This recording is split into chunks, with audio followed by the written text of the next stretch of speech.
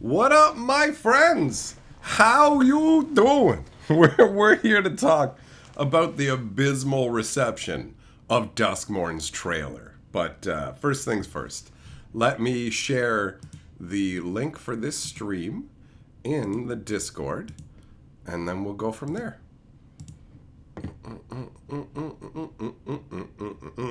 Okay.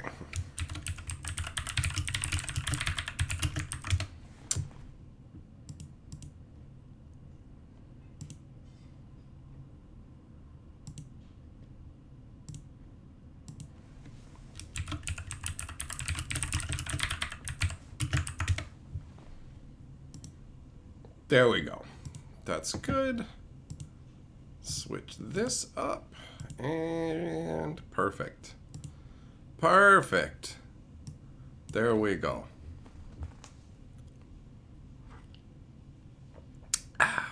Man, those ice cubes melted real quick. Okay, so what up? Gossett, Jess, Rays, Keebler, Teferi, Ang, Ned, Millmaster, Shelton, Kentucky, Everdark, Yamagoro. Who else we got in here? Juglum, some, Heavy Metal, Kitsune, Joe, Zircon, Balder, Khan, let's see, Hybrid, Error, Stranded, Seority, Longhair. What's up? Balder, you're right. You're right. The stream intro song is epic, bro. It turned out quite well. DJ Longhair did a good job with it. He did a good job. Juglum, the mask at the end of part 4. What do you mean at the end of part 4? Do you mean the demon mask that I wore at the end of the video that I put out yesterday? Is that what we're talking about? Is that what we're talking about? I don't know. I don't know. But I do know that the Duskmourn trailer is disjointed nonsense. It all, like, if you watch it, it feels like it's two trailers stapled together. That's what it feels like. They have, like, other trailers we've seen that are like a minute. You've got trailers like, what was the previous one? Burrow.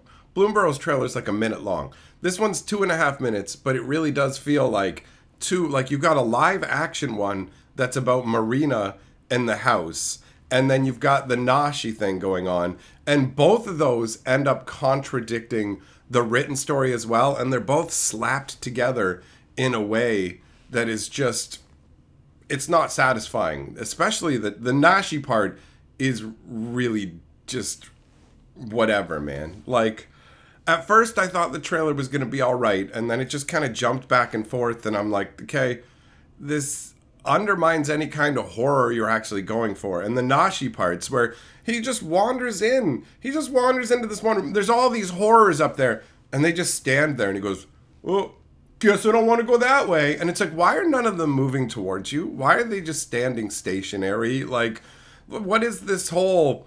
Check it out, we've got Nashi full revolving 3D television feed nonsense. It was very, very underwhelming as a trailer.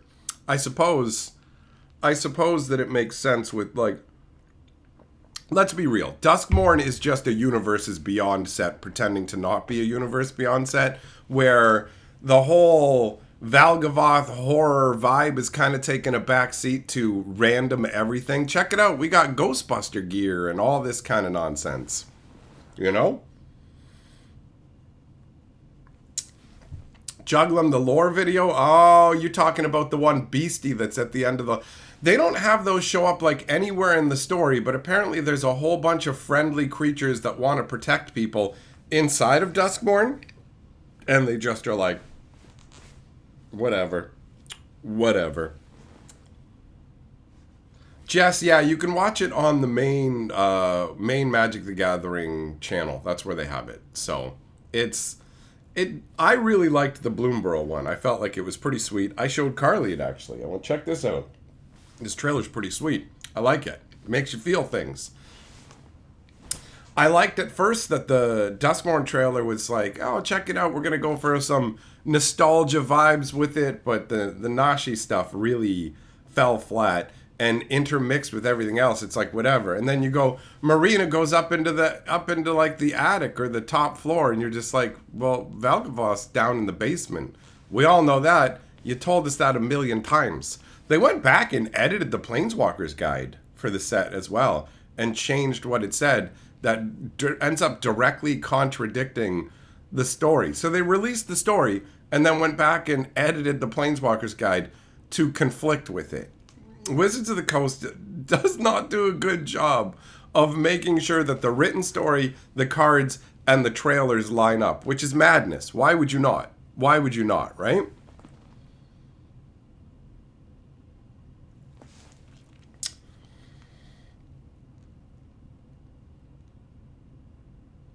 Heavy Metal, what? You ordered Chinese and Mexican takeout at the same time? You're a maniac. You're a maniac. What up, Peterson? How you doing, buddy?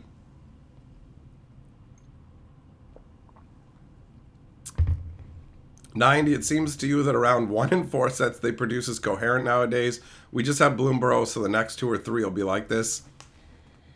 I don't think I can really disagree with that. We've got more nonsense coming next year with the Death Race, which I'm sure will just feel more like Mario Kart than anything and will not have a really dark edge to it. And then the space opera set, like, they're like, dude, we're still doing plenty of in-universe magic. And it's like, are you though? Because you're just like completely trying to make it something that magic isn't. And I don't like that. I don't like that.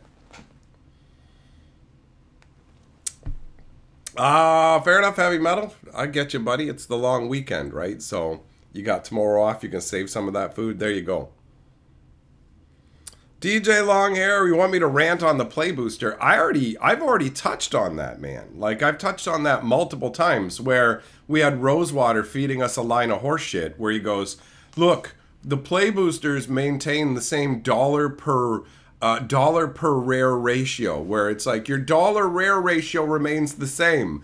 And then all of a sudden they just go, oh, by the way, we're vastly reducing the amount of extra rares in booster packs. So that whole dollar to rare ratio, that was a lie. We're gaslighting you. We're gaslighting you.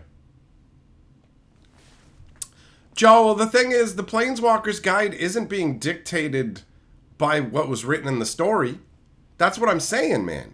Like, they have the written story, and the updates they made to the Planeswalker's Guide now make it contradict the story. They didn't change the Planeswalker's Guide to match the written story. They just changed it. I don't even understand. I don't understand what it is they're doing. But every set seems to follow the same formula of, we've got new villains, ooga booga booga. They didn't really get defeated in any definitive way, and they're still around. Valgavoth was the most underwhelming villain in any Magic set in recent history, if not all of Magic's history. Valgavoth may be the least terrifying of all. Like, in the written story, he just shows up out of a wall and he knocks the Wanderer down with his wing. And that's all he does. That's like the entirety of what he does. And then he gets run through. Just whoop. And it's just like, I'm retreating into the ceiling now, but after you guys leave, I'm going to look at loot and go, well, at least I got this. Like, what? What? Checked out? Yup. It is a mixed media nightmare, 100%. Peterson, after watching lore videos, did they say what happened to Vraska who was with loot? Of course not. Of course not. They showed Jace going, oh, look, we can see Vraska and Loot are being terrorized by bladed horrors. I have to go. And now Valgavoth just has Loot. And we have no idea what happened there at all. We didn't get to see Jace rescue Vraska or Loot. We don't know what happened to any of them, because who cares? It's all just random stapled together crap, is what it seems like, right? It's ridiculous. It's ridiculous. Roy, I dislike Duskmourn. There's certain aspects of it that I like, and certain aspects that I don't like, right? So There are certain things to enjoy, but the trailer is not one of them. The trailer, unfortunately, is garbage. Conceptually, Duskmourn could have been so much more based on the idea that they had. A demon trapped in a house that, when it realizes it can't get itself free, instead decides to extend the bounds of the house outwards until it swallows the entirety of the plane, is actually a very cool idea. I like that a lot, right? And the artwork that we saw, where you can see Valgavoth towering. He's just this gigantic like, how are you even supposed to beat that? How are you even supposed to beat that? At the end of the trailer, they have that too. Check it out. Nashi's in the room with the giant towering Valgavoth. Oh, okay, so Nashi's dead, right? No, actually, in the Rin story, Nashi will just be trapped by some Wicker folk with his group of Nezumi squad that he came in with. But also, they weren't shown with him in the trailer. So you look at it and go, what? Like, the idea of Valgavoth being this demon that goes through multiple evolutions, molting like a moth or whatever, is cool. The whole thing, like, could have been so much cooler, but the way they did it, it's just so slapdash. They rushed through everything because we've only got 4 seconds for this, right? Like, Burrow came out like less than a month ago. Came out on like the 2nd of August. And we're here on the 1st of September.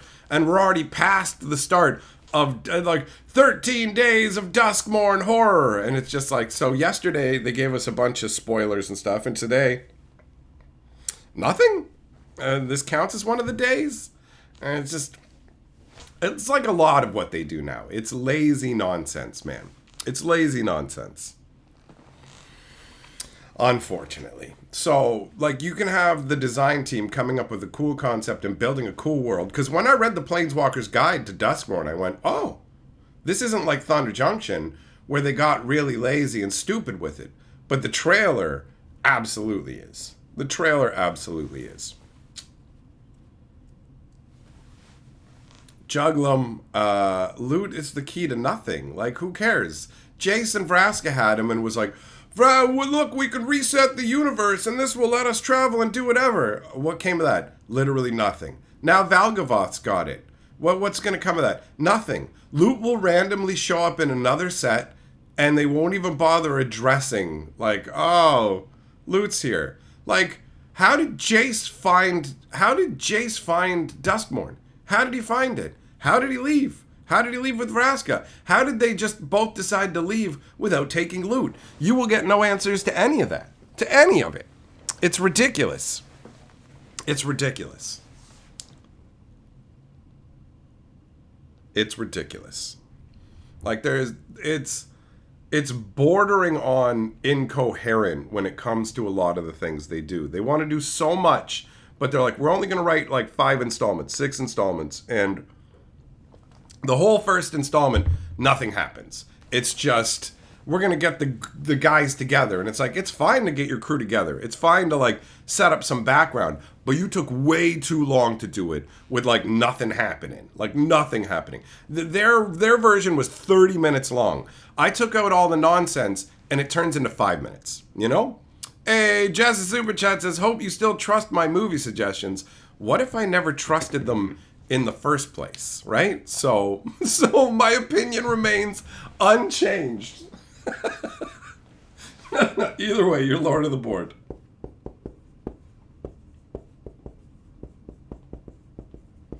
And just so you know, Jess, Carly was fine with the Jackpot movie. She didn't get bothered by it the way I did, right? That one just, there was too much. My brain was going, what? What? Peterson, it'd be better if Kellen suddenly showed up. We already got that. We already got that with, like, the Lost Caverns of Ixalan. It was the same kind of thing. They jammed Kellen into those sets. They jammed him in. They had to paint over the characters they actually had in the artwork with Kellen for Markov Manor. Lost Caverns of Ixalan, they just jammed Kellen in where all of a sudden Kellen comes running out of nowhere being chased by 6 goblins. And it's like, okay. Like, originally, the hero of that story was supposed to be Amalia. But Wizards went, well, we've pushed the girl power stuff too far, and it's not working for the marketing the way we want to. So actually, it's Kellen. It's Kellen. It always was Kellen. And they just shoved him in. And he's in there hacking up vampires and stuff. And then you get him in Thunder Junction where he's like, oh, do I have the right to take a life? When he's thinking about, like, sending a Cool to his doom. And it's like, bro, we watched you murder, like, human witches. We watched you slaughter vampires that used to be humans. This thing was never human. Is a complete monster that lives to just destroy and torture people. And you're going to have a moment where you're like, do I have the right to take a life? Like, it's such ham-fisted garbage, right? So, Magic storytelling is a far cry from what it used to be. Burrow was more coherent. It was all tied together. And the only complaint that I really had about Burrow's story was they didn't follow the natural progression of, like, random thugs to mini-boss to main boss. They went random thugs to end boss, and then the mid-boss is just there too. And it's like... But the Burrow story was enjoyable. It didn't have a bunch of flaws. The trailer gave the same vibe of tiny little beings facing off against world-changing calamity monsters. So it had a proper flow-through. But the trailer literally has Nashi going, I gotta find Tamio's scroll. You don't... That's your mom. You call her mom. You don't call her Tamio. That doesn't make sense, right? Also, I hate your hair. I hate his hair. I hate his stupid techno visor. I hate all that crap. I'm not here for it. I'm not here for it. Brent, yeah, exactly. Of course there's going to be some people going, not everybody. I liked it. Well, guess what? You don't count for the title of anything that I do. So guess what? I'm not going to change it. It's going to stay as everyone. And I was surprised.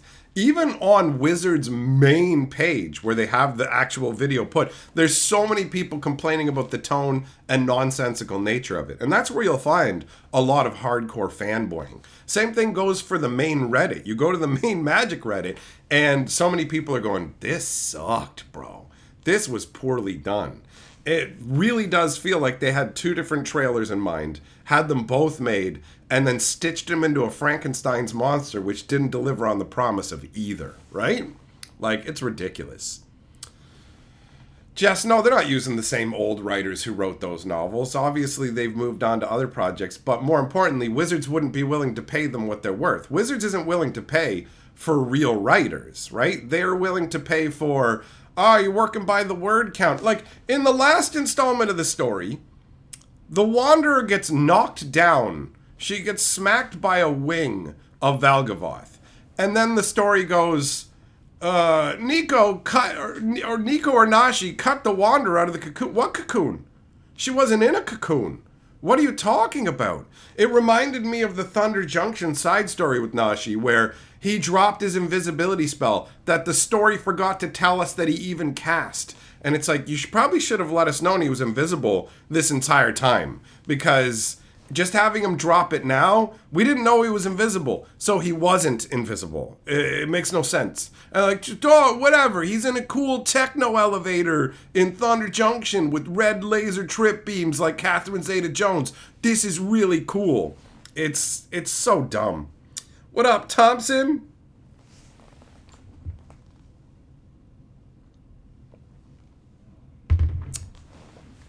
So the writers don't, the writers don't get any information really as well. They don't get to know what's going to be in the trailer. They don't get to know a bunch of stuff apparently, because if they did, they wouldn't end up writing the way they did, right? But Wizards doesn't pay enough money for the writers to care. And Wizards doesn't care themselves about coherency anymore. Look at Thunder Junction. Thunder Junction's story was complete garbage. They felt they didn't even need to make a Planeswalker's guide for it. Like, we don't need a Planeswalker's guide. This is a theme set. We don't need to explain to you why 60 different main characters from all over the place have converged on this plane, seemingly at random. They're all just here, and every single one of them has put on cowboy hats, cowboy jackets, and they've all given up their weapons of choice to use thunder blasters. By the way, we're not going to explain what thunder is, even in the slightest. And it's like, oh, okay. All right. What? Why is any of this happening? It's a theme set. Shut up and enjoy it, idiot. And it's like, you need reasons. You need reasons. Like, I don't know why just because you're targeting the TikTok generation or whatever makes you feel like nothing has to make sense. You just need cool moments. You don't need anything to connect or have any kind of logic. Yeah, you do. That's what makes things satisfying. That's what makes them work. They are absolutely necessary. The same way you can't just make a movie and go, things are happening. And it's like, why is it happening? Don't worry about it. Just look at the cool stuff on the screen. No. It's empty. It's meaningless. It's here's a loaf of bread. This is just an empty bag of air. Look at the cool graphics on the bread bag. There's no bread in here, bro. Like, what is this? What is this? It's ridiculous. So yeah, that's where we're at now, where they've literally said, oh, we're going to do a theme set every year where just a bunch of people show up through the Omen Pass. The Omen Pass are like these super rare, dangerous things that only show up a little bit. Well, actually, they're literally everywhere, and Niv Mizzet is like totally mapping them out and guarding them and stuff. So now they're highways for anybody to get anywhere whenever they want, and everyone can just go everywhere, and they're going to go everywhere for no reason. And it's like, you want to explain to me why the people who come from like planes like Ravnica and Capenna, where they have full-on properly constructed buildings, why everything's made out of wood? Do you want to take a moment to we're not talking about that at all.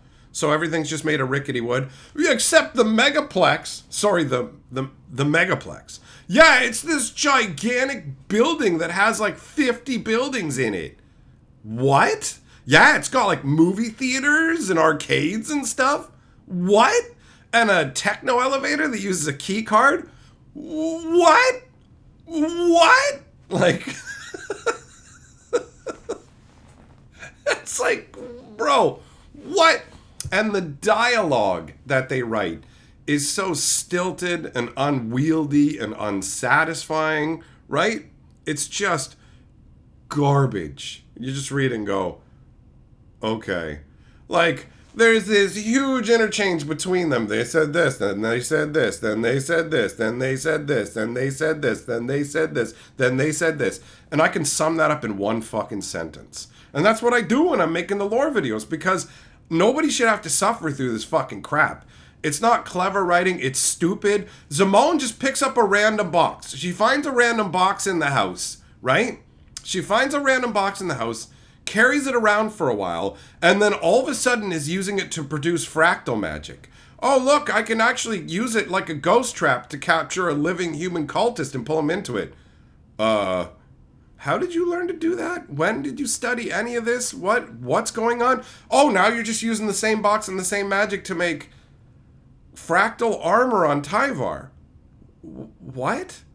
But don't worry about that, because Tyvar goes, behold the power of math and punch people. Isn't that cool? No, it's stupid, because it doesn't make sense. You just go, why did that happen? Why did that happen? Shut up. Just be like, yay. Just clap. It's very good. It's obnoxious, man. Yeah, you know what, Millmaster? You're right. You're right. The lore only needs to last a month now. No one's gonna be like digging up old lore, really, ultimately. So yeah. It's all just disjointed crap. It really started around like Ikoria. I remember the Ikoria trailer clearly showing the crystals reanimating monsters and making them stronger. That doesn't happen at all in the written story. The written story is pure garbage. And there's some voice coming from the Ozolith that we never got to find out who or what it was at any point ever. And it's never come up again. It's ridiculous. It's ridiculous. Like, I have right over here every magic novel. Oh, wait. Let's just not more over here. I just realized I didn't move this earlier. There we go. All right. So, yeah. I've got every magic novel over there. They used to write 3 different novels per world that we went to with a continuing story. And now we get 5 little installments that are three times as much words as are actually necessary. 100%. Like, you just go, what? Why? What does this add? What does this do? Why are they even saying this? Why are they having this conversation? Oh, let's get quippy. Well, you're going to need better writing, because this is not, wow, what an awesome line. Wow, what an awesome moment. It's just like, okay. All right, then. Oh, and then, you know what? The distortion monster turns into one of Zimon's teachers. And she's just like, you haven't been to class in weeks. Okay, we all know they're in a house of horror, and they've been in here for a while, and they know already. So Zimone can't possibly get tricked by this, so what's the point? And then Zimone's like, I watched you die. Why even saying that, idiot? She's not fucking there, you moron. We all know it. And you're supposed to be one of the most intelligent students from Strixhaven in a fucking dimensional warping, like, house of horror. Yeah, hey, I saw you die. It's like, why is this in here? This is so stupid. This is so stupid.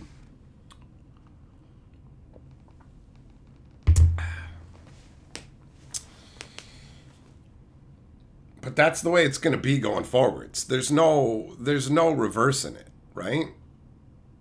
It's so stupid. Niv Mizzet gives them all technological devices that sends information back to Ravnica. Oh, okay. Does that information come in relevant in any way? No, not at all. Not at all in the story at all? No, actually, the only thing that happens back with those other people is when Proft goes, you got a piece of wood, Kaido. You got a piece of wood from Duskmourn. I've got an idea. Omen paths are really hard to find and dangerous.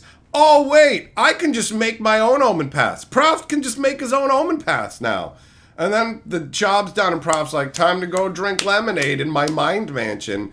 And then he's in there reading a book, and a doorway appears behind him with moss on it. Oh my god, Valdemar has found a way to make a door into Prof's mind mansion. This will surely lead to something cool. Like, I don't get the fucking mouth breathers who leave comments going, I can't wait to see where this goes. It goes nowhere, you fucking half-wit idiot. Why would you think it would? Look what they did with the fucking stupid Eldraine story, where at the end of the Eldraine story, Ashiok shows up and goes, okay, Ariette, I'm going to whisk you away to be a queen on another world. And then, that's not what happens. And Wizards writes on the website, I mean, I know our story says this, but guess what? No, Ashiok said, I'm only going to free you, Ariette, if you help me on Thunder Junction, which didn't happen at all. That didn't happen. That's not what happened in the story. It's literally, you have the other story up that we could go and fucking read. We know that's not what happened. But you're just like, listen, we had Jace as Ashiok, and that was part of the Phyrexian War storyline, but we didn't use the artwork, so now we're forcing it in here. And like, check out all the big scorecards that have all these awesome things that are in the vault. And then they open the vault, and what's in there? Loot! But it's just a little stupid fur thing. What? Yeah, there's just loot in there. That's it. What about all the treasures you showed us and the fucking what about the dinosaurs you said were in the fucking vault? No, it's just loot, and he's there. And also, he's an interstellar map to everything. And it's like, what? Yeah, he's a map to everything. Then why was he fucking left here? Well, the space people, you see, the space people use him as a map to travel space. Yeah, I get that. So why is he here? Well, they had to go travel space, so they don't need a map. What the fuck is this? And then they take loot out of the vault and go, we're abducting this child. He's been imprisoned in here forever, and now we're abducting him. And it's like, okay, you're just stealing a kid. No, he wants to come with us. You don't get to decide that. You're stealing a fucking child. No, but listen, it's for my own selfish gain. Because didn't you read the part of the story where it sadly said, oh, me and Vraska can't have babies, Mom? Telling Jace's mom they can't have babies. Who gives a shit? Who cares? Nobody. So stupid. So dumb. So then they take loot out of the vault. And then Callan goes, "Do I have the right to take a life? And I guess maybe I do. Get in the vault, cool." And then lava falls all over the vault. And then the vault flies off into outer space. Right? And then the Burrow story goes, like the little bit of the Burrow story that was stupid, now that I remember it actually, is how they started it, where, what's his name, is like so mad. "I'm so mad at you, Jace. I'm so mad at you. Ralzeric, I'm so mad at you. Oh, but look, I'm going to find a trace of you that leads to Burrow. And then I'm going to get there and be an otter. I'm so mad at you. But is Jace here?" And it's like, yep, Jace and Vraska were here for no reason. And we're going to mention them to somehow give this as a justification as to why you're here. But it'll have no impact on the story. And then they shove Jace into this story too. Kaido punches him in the nose. Kaido's in a house of horrors with all of his weaponry. And he can feel a presence creeping up on him in a house that has done nothing other than try and destroy him.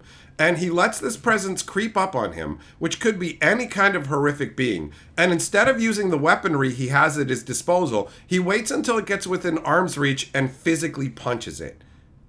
And it's like, could you make your character any fucking dumber? Are you kidding me right now?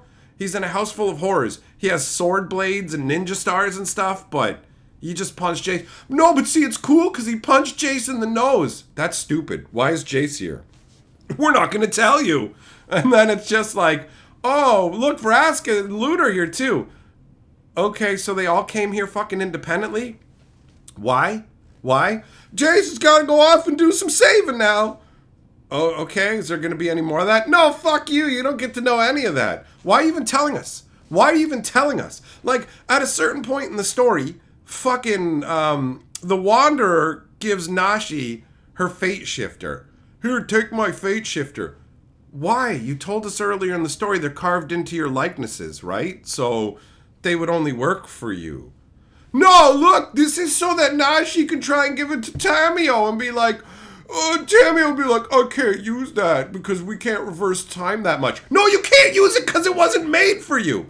And then they're also like, "Hey, the fate shifters will transmit the information about your fate to all the other people who have fate shifters." It doesn't do that, to the point where one of them will die and they'll be like, "What happened? What did you do? What?" And it's like, oh, why? Why do you get punished for paying attention, man? Why do you get paid for, why do you get punished for paying attention?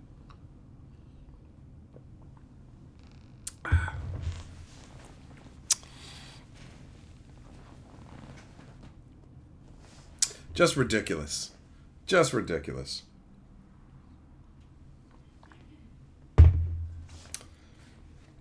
That I hate when you pay attention and you get punished for it. It's like, I'm into your story. I'm listening to the details. And you're directly contradicting it, but you're the one who told me this. You're the one who wrote this. What is this? Why? What's the deal, right? So, it's obnoxious.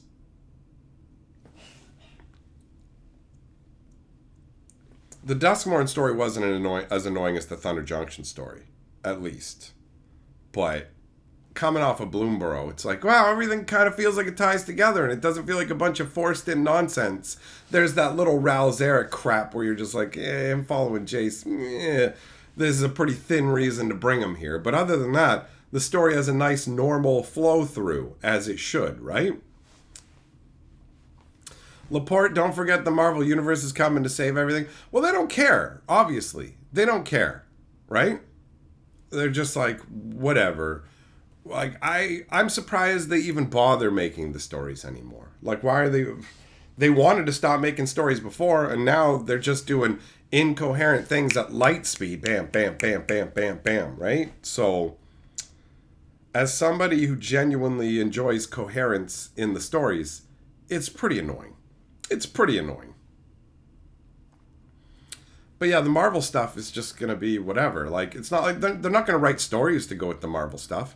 We're not going to get Magic the Gathering lore to go with it. And these are going to be main Magic releases. So it'll be like, No, the stories are the comic books and the movies and stuff. You just need to chase after serialized vibranium shields and stuff, right?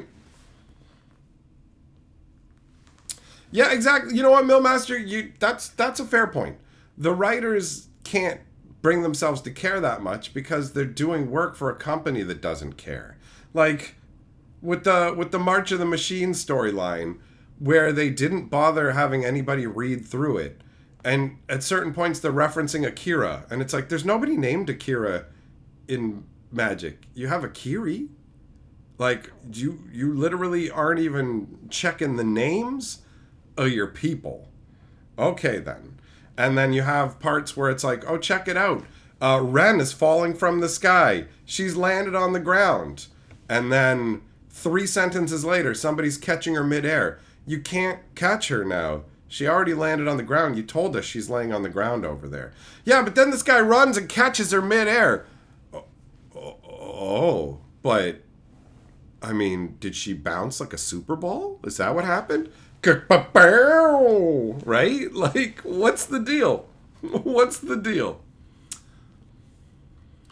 What up, Tricky Ricky? How you doing, buddy?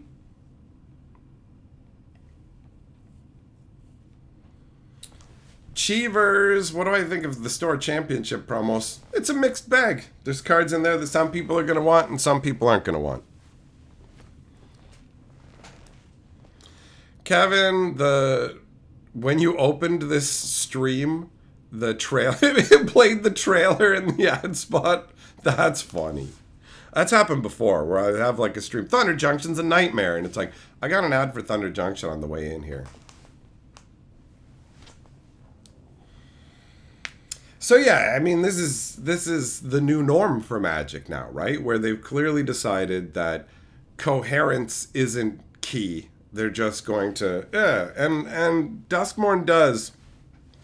It feels like pseudo universe beyond, right? Like it's not technically universe beyond because they're like, no, this is a world in the Magic universe. Okay, but like all the cards are meant to reference horror movies, you know. It's like, okay, and how does that tie into the story? It doesn't at all. It doesn't matter. Just see, I know that thing from this thing. I know that thing from this thing. I know that thing from this thing. It's like, having some references is fine, and it can be fun, but it's just a big old mishmash, right? It's just a big old mishmash. Largely underwhelming. That's really what it turns into.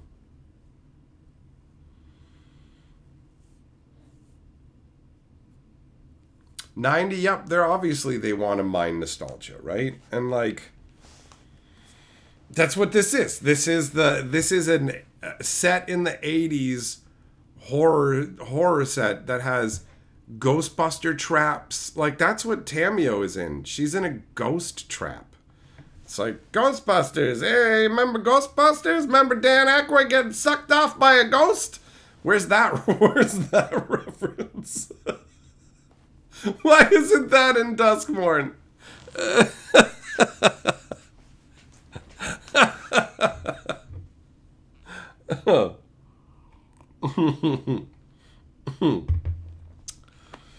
Oh. So yeah, it's where we're at now, man. You know? I can't even muster the same level of anger and disdain that I used to. It's just they've done more and more of this like just random, here you go, you know, like Markov Manor detective nonsense, Thunder Junction cowboy nonsense, now horror nonsense. And they're trying to be like, you got Rosewater going, look, I know we're doing a bunch of Universe Beyond stuff, but we're still doing lots of great in-world things. And it's like, you really aren't, though. It's all being sacrificed on the altar of random references, right? Like, Markov Manor and Thunder Junction are in-world. Whoa, whoop-de-doo, in-universe. But they suck, right? Same kind of thing. Same kind of thing.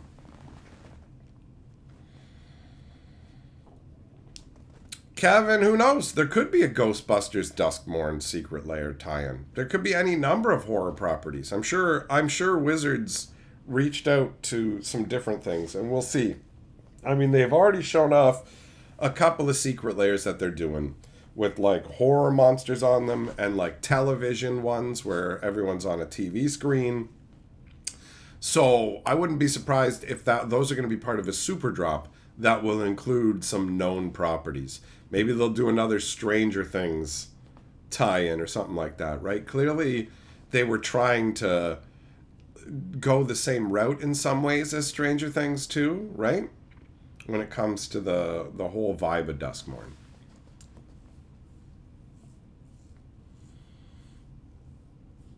MTG has become Fortnite. Yeah, or MTG has become Monopoly. Well, they'll just stretch any skin over it and go, this is what Magic is now.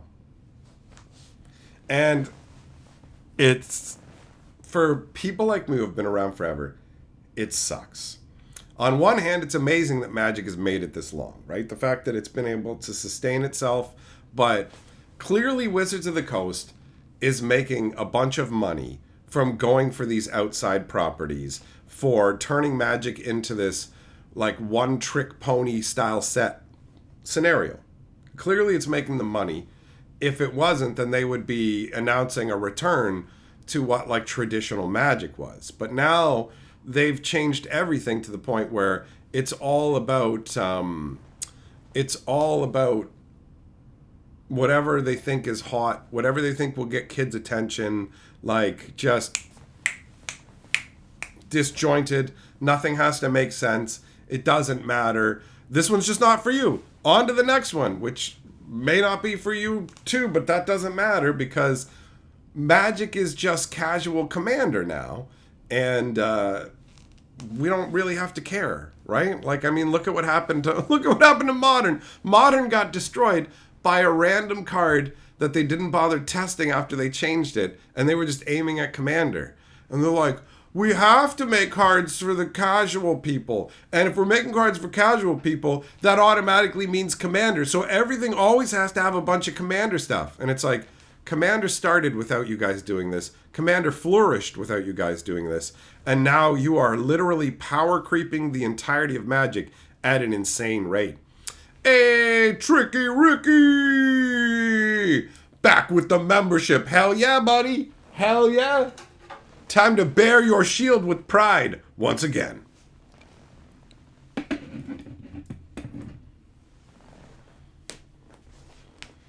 So yeah, I don't ever see like a reverse course going on, right? Like it's just going to be, what new thing can we try and hop on board? Because the average Magic player, according to Wizards' own research, is like 30 years or older. They're not bringing in new people.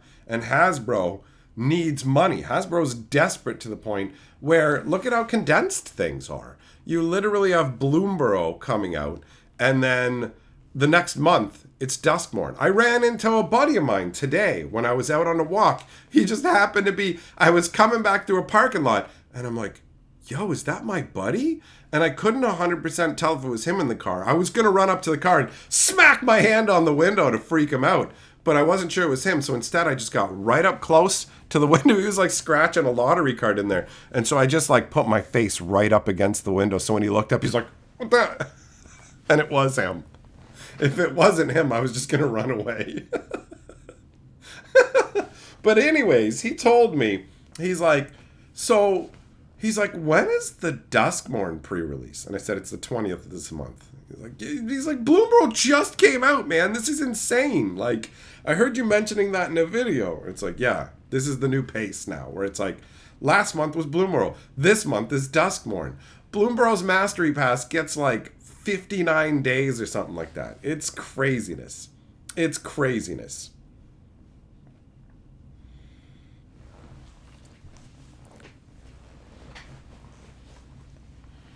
Cheevers, collector packs, collector boosters, yeah, absolutely. That definitely has a lotto-esque aspect to it. And now it's the only place where you can get, like, Wizards has reduced what you can get in play boosters drastically. And it's now like, we're putting everything that's cool in collector boosters. You should buy magic boosters for $40 a pack. Really? Yeah. Again, the foils will be all cloudy and scratched and bent and warped, but don't worry.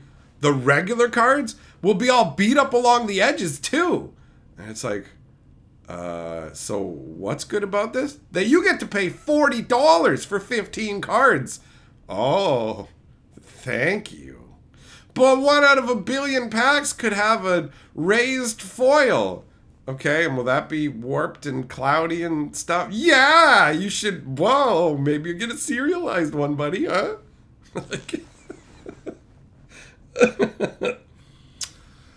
Oh, man. The prices go up, the quality goes down, the effort put in. Like, literally, when they're like, why didn't you play test the new version of Nadu? Listen, at a certain point, the whole production has to end and we have to put the product out. We put almost no time into this, and we're not putting any other time in. Like, there's just not enough time for this. There is. You just refuse to do it. Like, there is time. But no, because we have to start work. We got to start working on 50 new sets every day.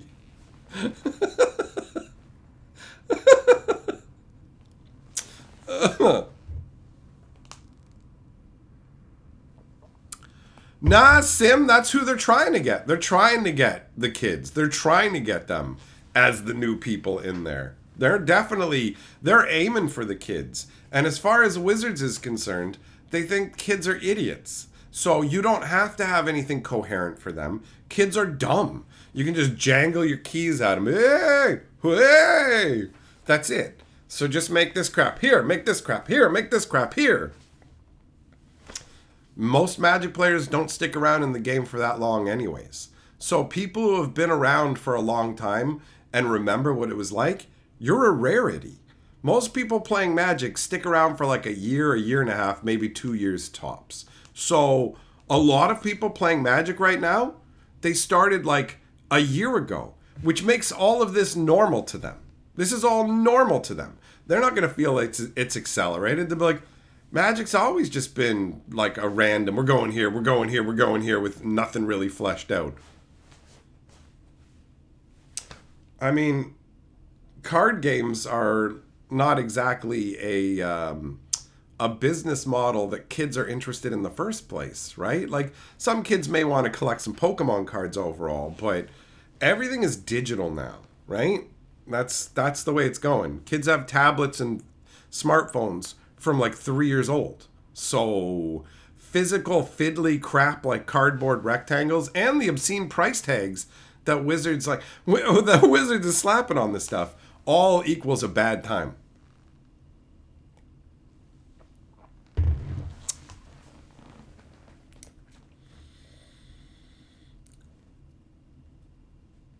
Yeah, Kevin, you're gonna have Hulk smash. You can Hulk smash Teferi while wearing Fallout armor. That's all. At this point, they've shoved so much random crap into Magic that it doesn't phase me on the same level. When it's like, Marvel's coming, I'm like, whatever. You know? I don't like it, but who gives a fuck what I like? It doesn't matter, right? Like, 1/3 of the year from now on is going to be Universes Beyond. And it is definitely not a testament to Wizards' creative capabilities that they're not able to create engaging villains anymore. Like, the only villains they have that people have interest in are Nicol Bolas, the Phyrexians, and the Eldrazi. That's it. That's it. They're not able to create anything new, lasting that anybody cares about. Nobody cares about the Myco Tyrant. Nobody cares about Akhlazots. Nobody cares about the fucking witches from Eldraine. None of it. None of it lands, creates any kind of connection, unfortunately. It sucks. Tricky Ricky, look, Avacyn Restored was a long time ago, bro. That was a long time ago, comparatively, right? We're talking like 15 years now, something like that. That's a long time. That's a long time. OS, yep. There's no reason they couldn't do Lego. They were doing a Magic Lego set. What up, Shelly? How you doing? Valgavoth is kind of menacing. He's not in the written story, I'll tell you that right now. The concept could be, but it doesn't matter if he's kind of menacing if he doesn't do anything. What does Valgavoth actually do? What does he do? Yeah, he took over the world, but what does he do? He opens doors in other worlds so people can come through and he can be like, boo! Oh, boo! Boo! Boo! Boogity boo! Okay. Alright then. You know, like... Laporte, it costs wizards about 25 cents to make a pack of magic cards, bro. That's roughly the cost that they're spending.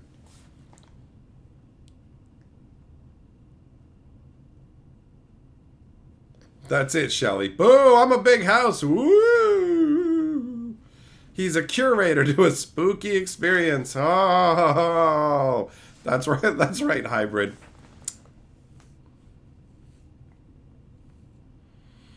Arby, you got back into Magic for the Phyrexian reboot? That was pretty underwhelming overall as well, where they're just like, Phyrexians get converted so fast, like, they'll turn you into a Phyrexian so fast and nothing will ever be the same. And then they have Vraska in Thunder Junction, and they write on the website, somehow Vraska got cured of Phyrexianism. What do you mean somehow? You guys are the ones who know that. Like, you're the ones who tell us. You don't go out and discover this information. You're the creators of it. So you have to know how she lost, like how she stopped being a Phyrexian. But they don't care, right? The says, have you had luxury cardboard rectangle sleeves made? I do actually have some luxury cardboard rectangle sleeves, and I take them with me to pre-releases. Also, thanks for the super chat, big boy. You're the new lord of the board.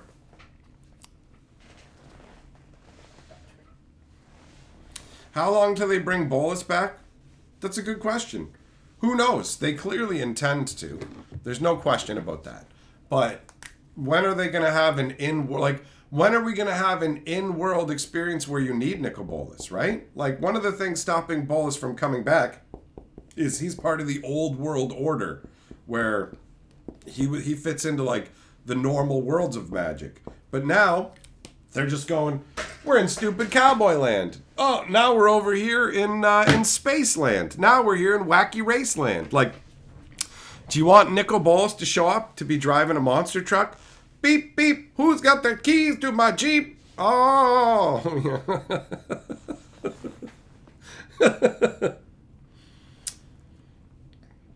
Pradeep. Oh, WWF crossover. Undertaker. He's coming in from the top ropes.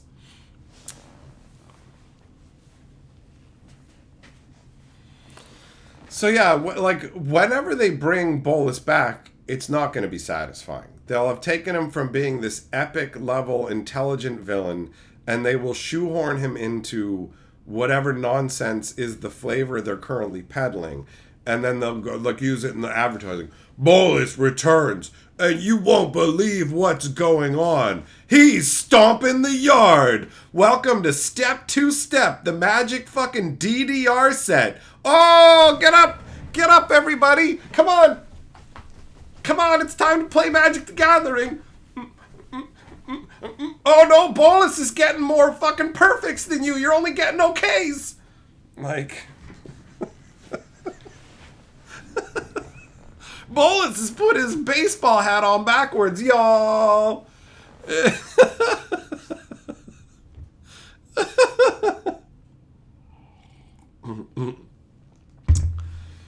Oh, like, that's what's gonna happen, man. You got outdanced by Nicol Bolas. This was all part of my master plan. Check out my fucking Air Jordans, bitch. Check out my fucking Yeezys. Oh.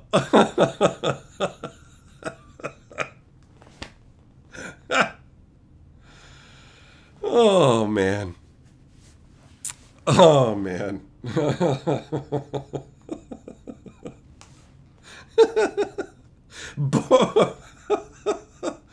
Bolas is defeated by Jace Loot and the power of dubstep.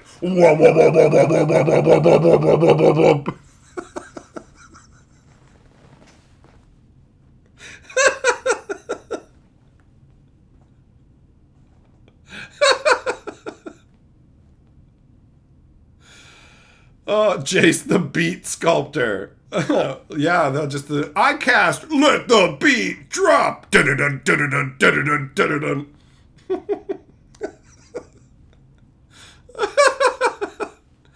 I equip Vraska with my fucking Yeezys. I equip Vraska with some Yeezys. She taps to activate her stereo that I equipped her with. She's equipped with a boombox, bro.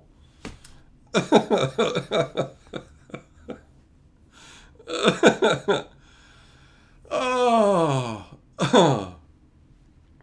It has Loot's twin brother, Wub Wub.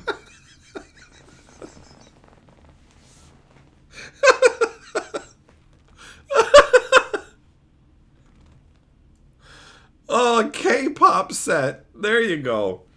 There you go. Light it up like dynamite. Jump up to the cup, LeBron. Hybrid, I know there was a DJ card in Neon Dynasty. I hated it. I really didn't like Neon Dynasty at all. Wizards clearly wanted, check it out, it's Summer Dick 2077!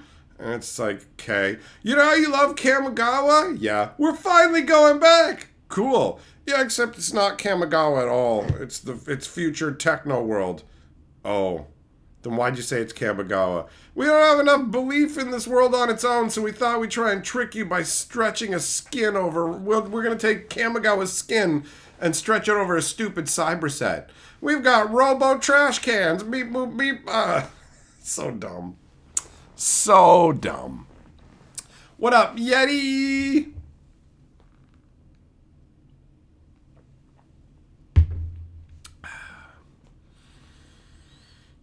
So there's no reversing course. There's no turning it back around, and all of a sudden they're just like, we're swords and sorcery again. They're gonna ride this for years. For years.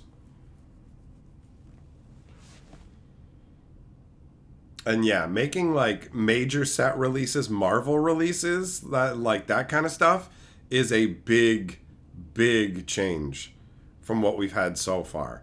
Where like you had the Assassin's Creed set, right? Here you go, it's a Universe Beyond set, but it's this mini kind of side set, and it's not really meant to impact anything. And they're just like, no, these Marvel ones are going to be like regular standard releases or something. It's like, is that what? What are you doing? What are you doing? Unless I'm mistaken, but maybe the Marvel sets are supposed to be straight to modern. I don't 100% remember now, because truthfully, I can't keep up with everything going on with Magic the Gathering, because Wizards is doing like a million different things at light speed now, and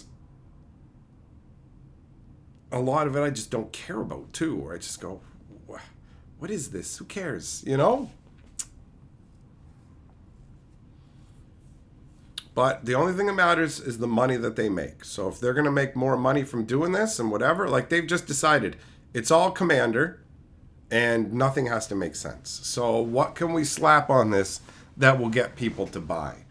And there was a bunch of people who were happy with Thunder Junction. Like, it doesn't make sense, but I like my Cowboys. And there's going to be a bunch of people like that. And I can't fault those people, because I really care about Magic the Gathering. And I care about having Magic the Gathering's flavor. But, if it was some other random game that I wasn't nearly as attached to, and they just decided to do some thematic set that didn't fit in with the actual normal essence of the game and was completely divergent, but it was something that I enjoyed, I wouldn't care in the slightest. So while I don't like what they've done at all, I can't look at other people and go, you're the problem. You're choosing to engage with what you enjoy. That's fine. So whatever. You know, I recognize that I am now the outlier. I am no longer part of Wizards of the Coast's target market. I used to get boxes of every single set that came out. I've been a huge Magic fanboy for decades, but none of that matters. It's like, whatever, right? I got all my, as far as they're concerned, I got my stuff out of it. Here you go. You got all this. Now we're doing other stuff for other people. The company only exists to make money. I don't expect Hasbro to actually care about people or what we want. But doesn't stop it from feeling disheartening. You know what I mean? To know that I'm off on the side of the road. Yeah, we don't care, buddy. We don't expect you to be on the bus. And it's like, oh, I guess I'll stand over here while you splash me with a puddle then. Gianna says, I want to be on the board. It's my destiny. That makes sense. It does make sense. And it's about to happen right now. Gianna, you are the new Lord of the Board. Thanks for the super chat.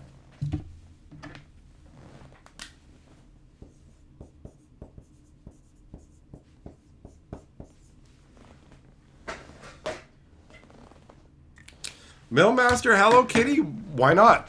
Why not? Actually, I guess maybe not so much Hello Kitty, because it appears that Wizards of the Coast at one time wanted to pretend like 50% of Magic players were women, and they wanted to market towards that. And with the whole shift with Kellen being shoved into everything, that represented them stepping that back a notch. So I could see a Hello Kitty secret lair. I couldn't see a Hello Kitty full-on set. It doesn't seem like Wizards of the Coast is going to go that route, you know? Clearly, they want to get as many ladies playing as they can, because the more customers, the better. That makes sense. But ultimately, their attempts in that area haven't really yielded them the results that they want. So it seems highly unlikely that we would get a full Universe Beyond Hello Kitty set. But anything, literally anything is possible now. Any of it.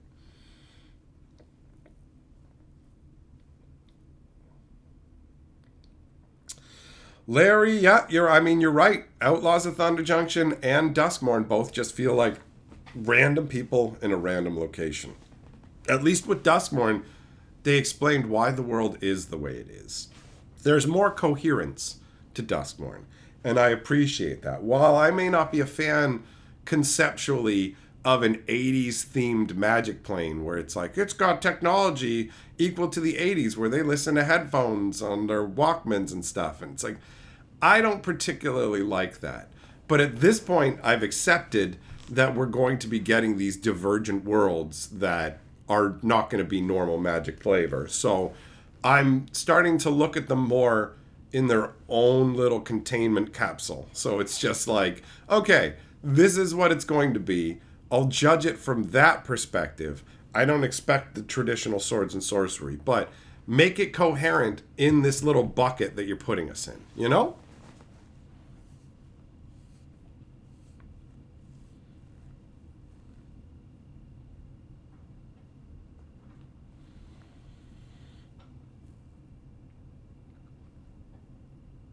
Green, you have friends that keep pouring money into Magic product. They recognize it's not for them anymore, but they can't stop giving the company their money. Well, it is still for them, though. If they're buying the cards and still playing, Magic is still for them on some level. Like, if I felt no connection at all to Magic anymore, I wouldn't be dealing with it. I still play Arena pretty much every day. I didn't like the world of Thunder Junction. I didn't like the flavor of Thunder Junction. But that doesn't stop me from having fun using Bonnie Paul when I'm playing on Arena, playing with those newcomer decks, just elbow drop, whatever, right? So, you know, that's it. If I'm not having fun playing Magic anymore, that's when I know I'm just done, right? And they keep making new cards that I want for my cube. I'm like, what? What are you going to do, right? And when I go and play Cube with my friends, none of the Universe Beyond stuff phases them. When you're sitting down and actually playing Magic, a lot of this stuff just kind of fades off, right? It's when you're not actually playing Magic that the whole flavor and other problems crop up. When you're playing Magic, stuff like the insane power creep, the card complexity where there's just so much written on every card now, that's another big one, right?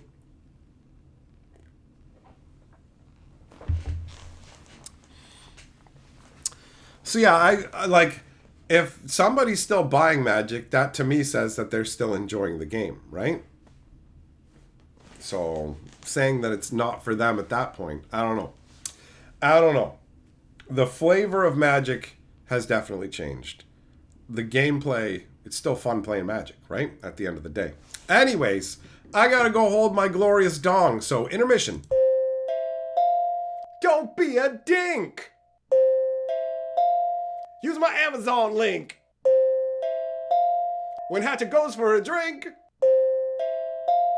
bookmark that Amazon link. Don't be a bitch. You gotta scratch that itch. Bookmark that Amazon link. I got fucking bills to pay, y'all. Use my Amazon link. This is gonna take some work. Don't be a dink. Use my Amazon link. When Hatchet goes for a drink, bookmark that Amazon link. Don't be a bitch. You gotta scratch that itch. Bookmark that Amazon link. I got fucking bills to pay, y'all. Use my Amazon. All right, I'm back. OS, it's literally a book in microphone on every card. Well, they clearly had to change things like enters the battlefield and whatever to cram more and more and more onto cards. So I definitely find that some cards I start reading them, by the time I get to the bottom, I'm like, I've forgotten part of what this card does. Melchior, you're pricing your entire Magic collection and cataloging it so when you die, people will know what you have and what it's basically worth.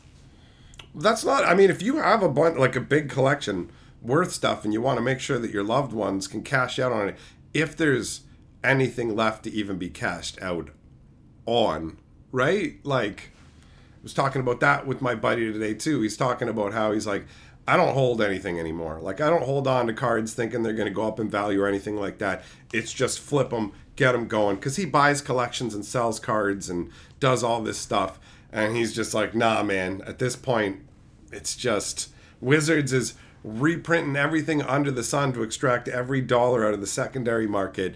And also he's talking about how awful, like you can buy a box for like 200 and some odd dollars and get like $12 worth of cards out of it now, right? Like, he's like, I'm not looking to like turn a profit when I buy a box, but having it all evaporate into nothing, it's not a good feeling. It's not a good feeling.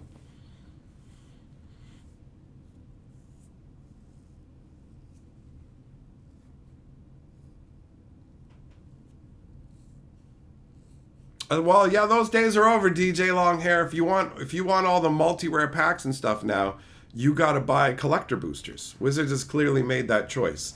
They just wanted to make draft boosters more expensive overall, I guess, was the long-term plan here.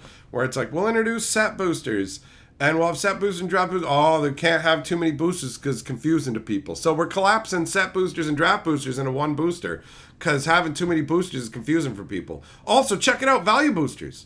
It's like, you just said that. Jumpstart boosters. But you just said that too many boosters. No. Yeah, but that's just what we thought you needed to hear, because we didn't want to tell you the truth of we're just going to find more and more ways to make this game more expensive, right? That's just the way it's going to go.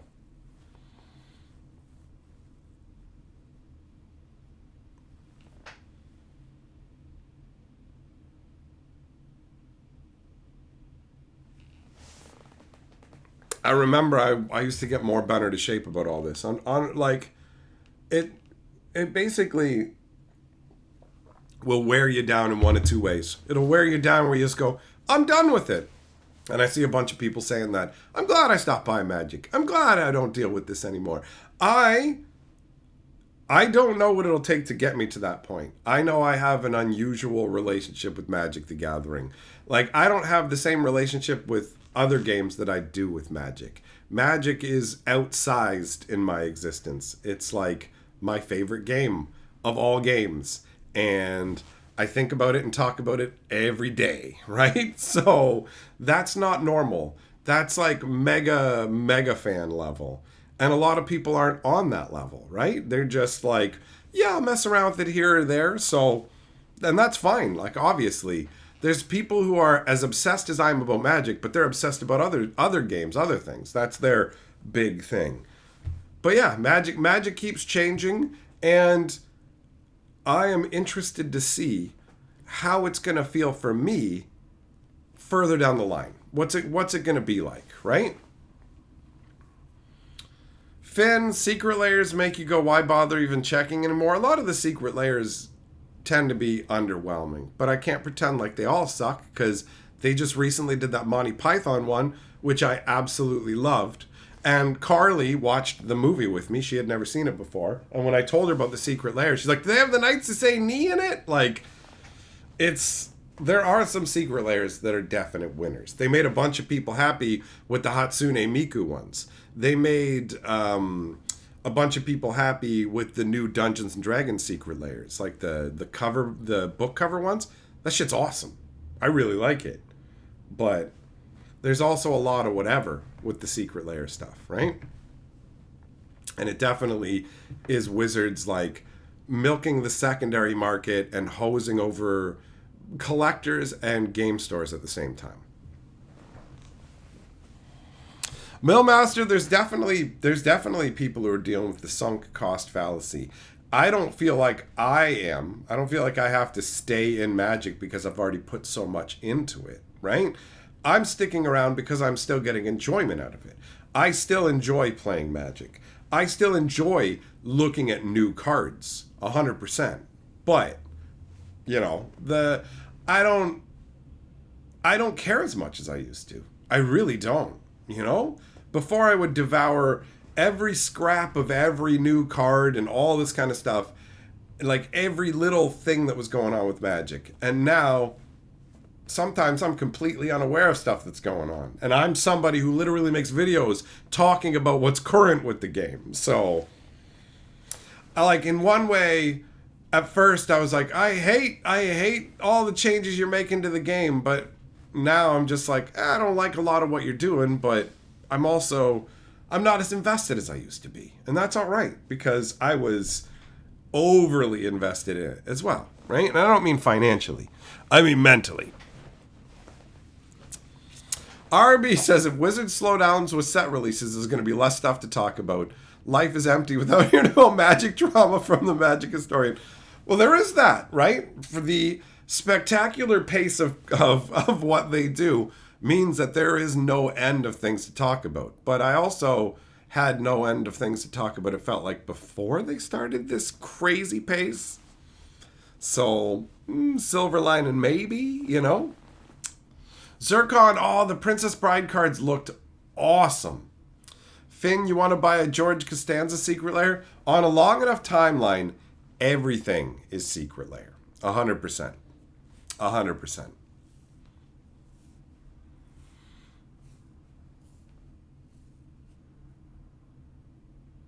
So yeah, I don't know. Like the more changes they make to Magic and the more they kind of shunt me away, the more it's going to end up leading me to spend my time on other things, which is fine. I'll find other things that I enjoy. This is actually what's going on with Magic has pushed me to start I'm like, I don't like all the bad things that are going on with Magic. And I feel like I spend a lot of time talking about that. So I want to do other content as well, which is leading me to start making things about movies. Carly's already got the first half an hour of our horror movie review video edited. And that's just one of the 3 movies we talk about in that. Yesterday I did the live stream talking about Jackpot, right?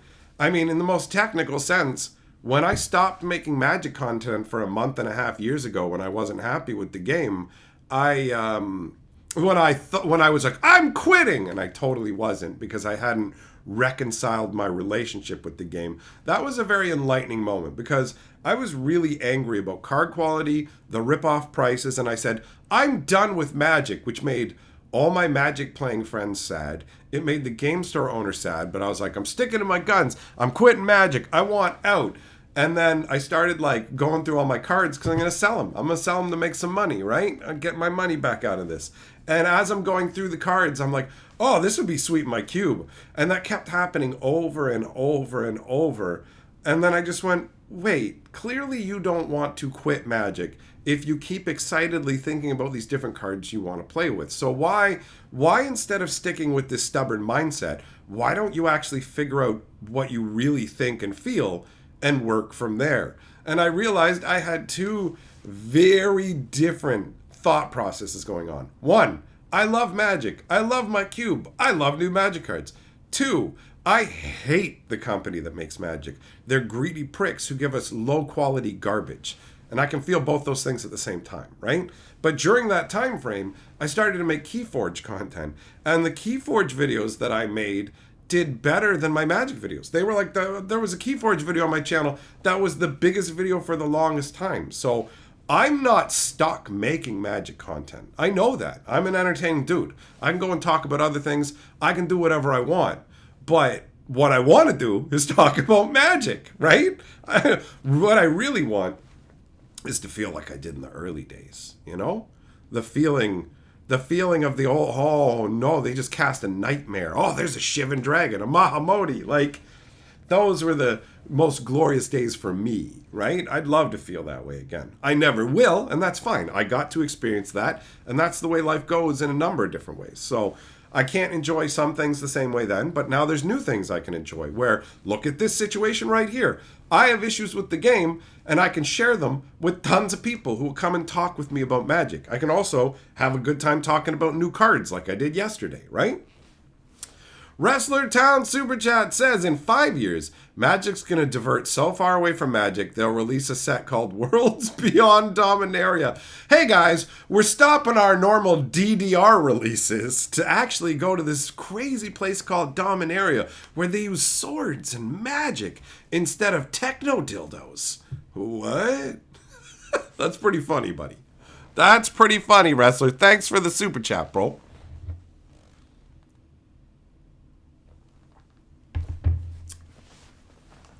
Millmaster, what are the best sword and sorcery movies? That's a great question. I don't actually have a definitive answer for you. I've never sat down and thought about that, right? Swords and sorcery can be found in all kinds of different locales. Like, I was checking out some of the Rift War books from Raymond Feist. They were satisfying. I really enjoyed Pug's Journey.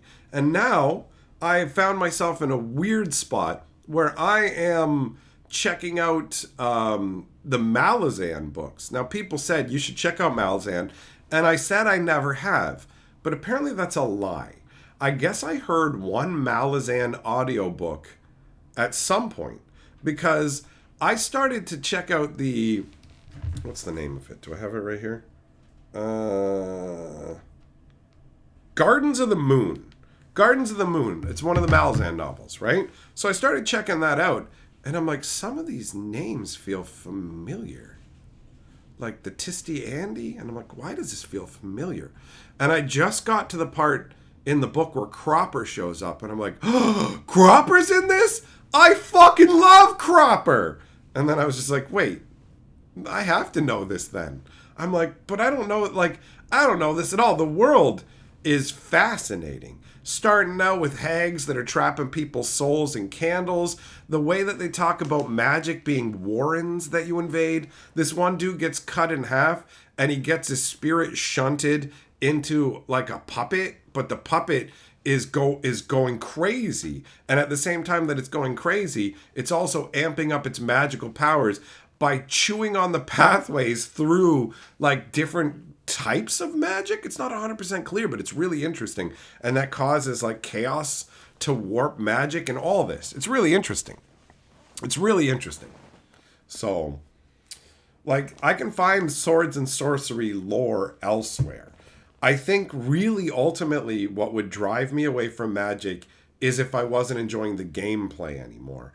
And that feels unlikely, you know? OS, I should make my own custom Hatcherverse expansion.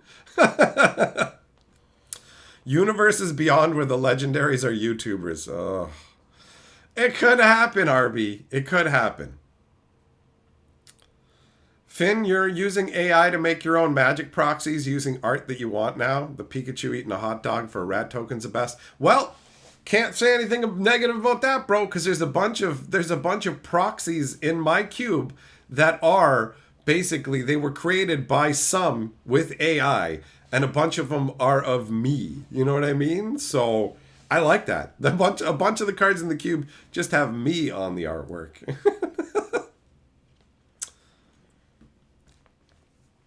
Chris, you like that Rift War action, huh, buddy? You got good taste.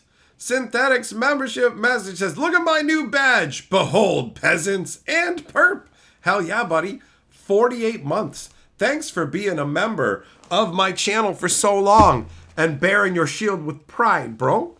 That takes dedication. I appreciate the long-term support.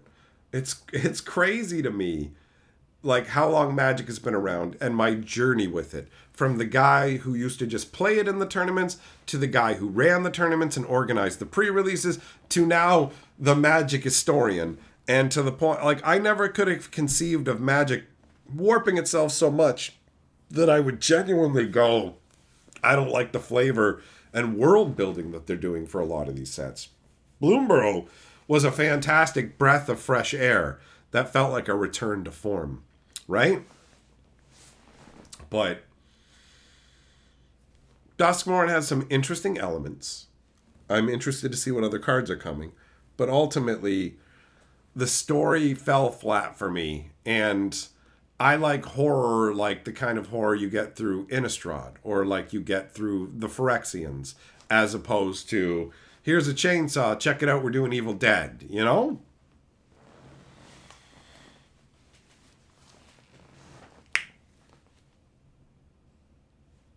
So yeah, I'm curious to see where this journey is going to go for me as well, overall, you know?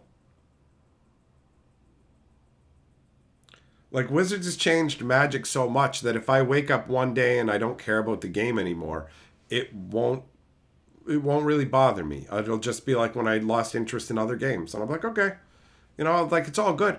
I got a lot out of this already. I can't pretend like I didn't. Like, these are the kind of questions that I have to ask myself. And I honestly don't know what the correct answer is or where the line is. But where is the line between, like, this is what I want and this is what you owe me? It's like, if I've been a customer of yours for a long time, does that mean you owe doing this for me the entire time? Like, for example, if I want to completely change what I'm doing into something completely different, I can do that.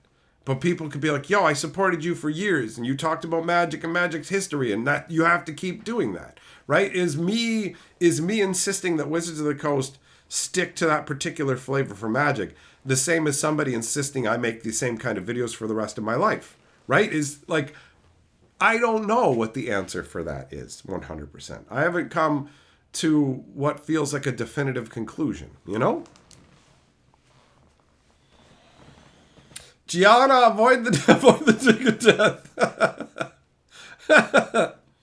Venom, I played Betrayal at Krondor, and I didn't know that it was based on any books or anything until I checked out the first Rift War book, Magician. And at a certain point they said Krondor, and I'm like, wait a minute. Krondor, like, Betrayal at Krondor? I kind of lost interest in the Rift War books now. Like, I liked the story, following Pug and all that, and then we got to the point where, like, the Dragon Lords were trying to come back and they stopped the Dragon Lords from coming back, and now it's like moving on to different characters and I just don't care, and I don't want to read a book if Pug's only going to be a small part of it. So there's some worlds where it's like Dragonlance where it's like, yeah, okay, I want to check out all these different Dragonlance things. I don't care if we're not following the exact same characters. And there's other series where I'm like, I'm only interested in this particular stuff, and then after that, it's cool, other people can enjoy it, but it's not holding my attention anymore. RB, some deep self-reflection. Well, I mean, it's reasonable to look at yourself and ask why you feel the way you do so you can come to terms with it. Like I said before, when I realized that I still wanted to play Magic but was saying I was quitting it forever, there was some real divergent thinking going on there, right? Some real cognitive dissonance. So that helped to illuminate, that leads to this sort of thinking as well, right? Where at the end of the day, I'm not interested in being a raving maniac and just going, everything sucks about this and everyone should quit. Like, if I just want people to not play Magic anymore and to stop being involved with Magic, I wouldn't make content on Magic, right? I am currently in the position of a super fan who isn't happy with the direction a bunch of things have gone, feels the company is too greedy, doesn't care enough about their customers, and would like to see improvements in a number of different areas, but is still enjoying the game. Some people have just up and left, and more power to them. That's cool. That's also a totally valid way to do things. It's also valid to go, I don't care about any of the problems. I'm just going to play this when I feel like it and enjoy it. That's perfectly valid. That's how I am with a bunch of other games. And people try and tell me the problems with it. And I go, whatever. It's cool that you feel that way, but I don't care. I don't care that you're angry at Games Workshop. I want my models. I want to enjoy the stories. So you can be mad at them for whatever reason, but it has no impact on me. So do what you're doing, bro, but it doesn't matter. Cheevers, you think Wizards has an ethical obligation to the players because they've been so loyal? Well, how many of the players have been loyal, though? Like, if Wizards believes that most of their customer base leaves after a year and a half, then how much of the percentage of the player base they have right now is actually loyal Magic players? How do you define loyal Magic players, right? If these new people are spending more money now, does that make them more loyal than you? It's not like a cut and dry kind of question, you know? The question of how much does a company owe you? It's really just you bought the product from them, and that's it, right? You bought the product. They don't owe you a lifetime of product or whatever else. Like I said, I haven't fully figured out where I come down on this, right? So I can't quantify what I'm trying to say 100%. I get it. It makes sense that companies should be loyal to the customers that have supported them and helped them grow. That is not illogical to me, but I don't know exactly where the needle falls on how much is expected. Right now, with the terrible card quality and the lack of like actually tying things together, clearly they're not doing what we deserve. That is very evident. Synthetic Evil Super Chat says, I know we're going back to Lorwyn eventually. I think that we could have done a horror theme there, especially if Shadowmoor's still a thing. Can't wait for Lorwyn and the big beefy elves. Well, thanks for the Super Chat. Now let me crush your dreams. Bro, going back to Lorwyn is going to be like going back to Kamigawa. Lorwyn and Kamigawa were both sets where Wizards of the Coast went, we're never going back to this world because it didn't do well enough the first time around. And those are the rules. So we only went back to Kamigawa because Wizards was afraid that their techno-nonsense set was not going to be well received. But if they said, oh, it's Kamigawa, then they can kind of Trojan horse it. But Kamigawa Neon Dynasty did not feel like Kamigawa. Not the original one at all. Well, no, it had commies. It's like, and a descendant of the Emperor. It's like, that's not enough. It did not feel like Kamigawa. Lorwyn probably won't be anything like Lorwyn. And the whole Aurora that caused the shift from Lorwyn to Shadowmoor, that's been resolved. That's not a thing anymore. So Lorwyn's basically a blank slate waiting for them to write whatever they want on it. Which is too bad. Finn, how much Hasbro stock do you need to own before they listen to you? That's a good question. I don't know, but the shareholders are the only people they care about, right? They're the ones that we are the obstacle. Like, just give us your money so we can give it to the shareholders. We only care about the quarterly earnings. That's it. That's it. Finn says, if you want a fun game, every time Wizards makes you mad, buy a share, and eventually we can force a vote to remove the board. That would be funny. Also, pretty costly. Pretty costly. Cheevers, I agree with you. Wizards should try to be competent, but they make more money by not. The truth is they make more money by doing this piss-poor job. They don't have to spend as much money on paying people to play test their cards. They don't have to spend as much money on paying people for lore. They don't they don't have to spend as much money on new art for a set because they can just pillage all the old art they had kicking around that they didn't get to use before, right? And I don't fault them for wanting to use art they've already paid for, but the problem is they're just shoving it in now. Before it used to make sense. Now they're forcing it in a way that fundamentally damages the storytelling. Like they ruined Ravnica by shoving an entire detective agency into it that they acted like was really important, while also simultaneously in the story illustrating that the detective agency had no real impact and were trying to basically move around the currently functioning legal system of Ravnica. And so they were shoved in, acted like they were a big deal, and going forwards, they won't be, because they already used up all their 1920s detective artwork. So they ruined the aesthetic of Ravnica, they ruined the world and flavor of Ravnica, and they're not even going to carry it through, right? Like, it's nonsense. It's nonsense.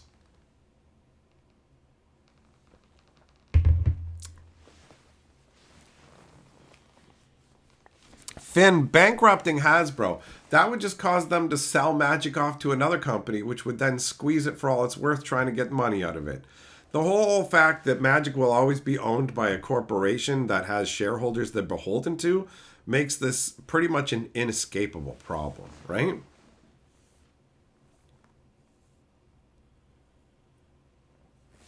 Nobody, you are correct. Duskmourn as a story does feel like it was shoved in for the sake of having a plane based on slasher films.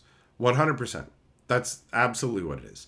They went, we want to do a ton of well-known horror properties, and we want to shove them all into one set, right? So, heavy metal, you enjoyed opening your bundles? Good. You should enjoy the magic that you're opening. Like, some people seem to think because of these criticisms that I'm not enjoying Magic. What? They don't see me opening up packs of Burrow and getting, like, happy about the cards that I've got for my set. I'm collecting a set of Burrow. They don't see me playing Arena for a couple hours a day, yelling at the screen going, yeah, you just got it, bitch! You know, like... Shelly, how will copyright expiration work with Magic and public domain? You'd have to ask somebody well-versed in copyright law. That ain't this guy. Venom, Hasbro shares are $70 each. Yeah, I can't afford to buy something for $70 every time Wizards of the Coast tweaks my bag, bro. I can't be doing that. No, I know ultimately that what I say probably won't make any impact. But I know that when we all yelled about the card quality and started using that MTG trash hashtag, that Wizards did respond by creating a new series of articles talking about how cards are made and how they're going to make improvements to the card quality. And we did get a little bit of improvement for a little bit of time. So there's still a part of me that foolishly believes that talking about these problems could lead to them actually being solved. But if it doesn't, at least it's cathartic for the people who feel the way that I do. It's crazy, but also understandable to me that people come along and go, he hates Magic, you hate Magic, you're trying to destroy it. And it's like, you don't understand, bro. I love Magic. I've been here for so long. I've watched all these changes. I know what it was. I know what it could be. I'm not coming from a place of fucking hatred. I'm coming from a place of love. I'm never going to switch to hating Magic. I'm going to go from love to apathy. That's what's going to happen. I won't ever become I hate Magic and I'm making videos about it. The day that I hate Magic is the day I just walk from it and don't care anymore. And I stop thinking about it. Right? That's how it is for me. Everybody's different. But for me, I could never hate Magic. I can love it until I don't care. And that's it. That's how it's going to go. That's how it's going to go.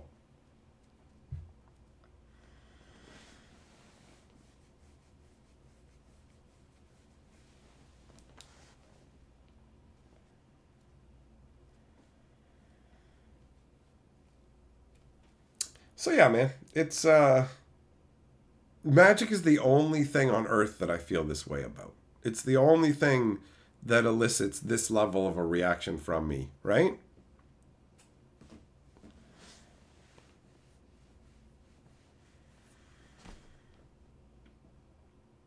But I don't love it as much as I used to.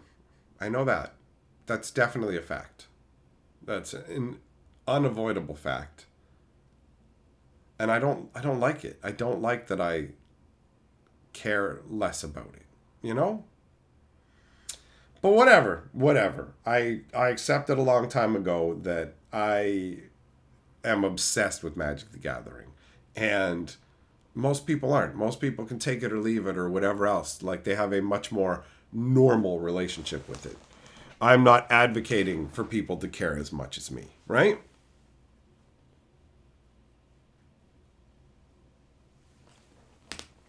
Heavy metal, yeah, set boosters definitely are more fun than play boosters. There's no dispute in that.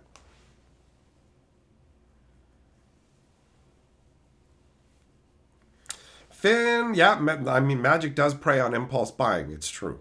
It's true.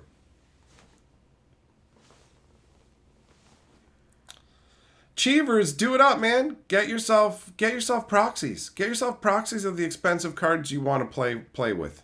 Wizards of the Coast has illustrated to us that Magic isn't special the way that you think it is. Magic 30 was them straight out admitting it, right? Magic 30 was them advocating for proxies because that's what they are. That was them selling legal proxies where they're just like, these aren't legal for tournament play, but they're for collecting and whatever. They're totally proxies. Wizards has outright endorsed proxying. I used to be so anti-proxy. My opponents could use them, whatever, but I would never touch one, right? And now I'll totally put proxies in my cube. Why wouldn't I? Wizards of the Coast decided, oh yeah, no, that's totally fine. Magic cards aren't actually special. So just get the ones you want to play with. You're never going to get $1,000. If you're never going to get the $1,000 card, why not play with a fake, man? Who gives a shit, right? If you're fucking missing a piece in Monopoly, you can just use something else. It doesn't matter, right? Oh, I don't have the dog or whatever. Just grab a fucking thumbtack. It doesn't matter. It doesn't matter. Get a replica dog made somewhere else. It's not the official piece. Who cares? Doesn't matter. Doesn't matter.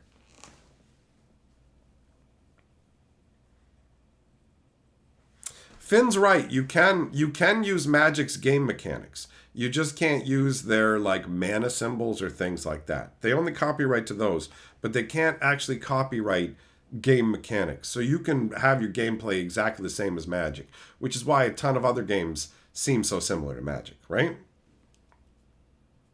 Shelly, they're not lying about not paying attention to the secondary market anymore. They're 100% say they're paying attention to the secondary market.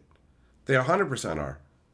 They're literally they've come out and said that there's certain reprints that like we're not going to reprint that card unless it's in an expensive enough set. Like that's it. Like the cards that are more expensive on the secondary market will go into a more expensive set. They are calculating the amount of secondary market value they're willing to put in these sets 100%. And no, it doesn't create a legal issue because they don't set the price. See, if Wizards set the prices of the cards, there'd be a legal issue. If Wizards said this card is worth $10, but these are forces beyond their control. They don't control the secondary market. They don't get to set the prices. That is created by supply and demand, people buying whatever. But they absolutely can look at that information to inform their decisions about what they want to reprint and how they want to price things. But if they ever tried to say these cards are worth whatever, they're not. Just, here you go. These are the cards we're offering. Buy or not, right?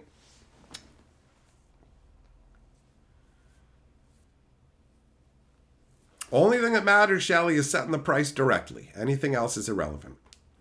Wrestler, you're 100% proxies now. That way you can use the latest Oracle text. Makes it easier when they change creature types.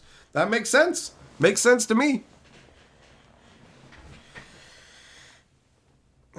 All right, my friends, thanks for coming and hanging out. It has been a chill time, and we will get back together soon. If you didn't see the whole stream, it will be available over on my live stream archive. That channel's called Hatcher Streams, so you can check that out at your leisure.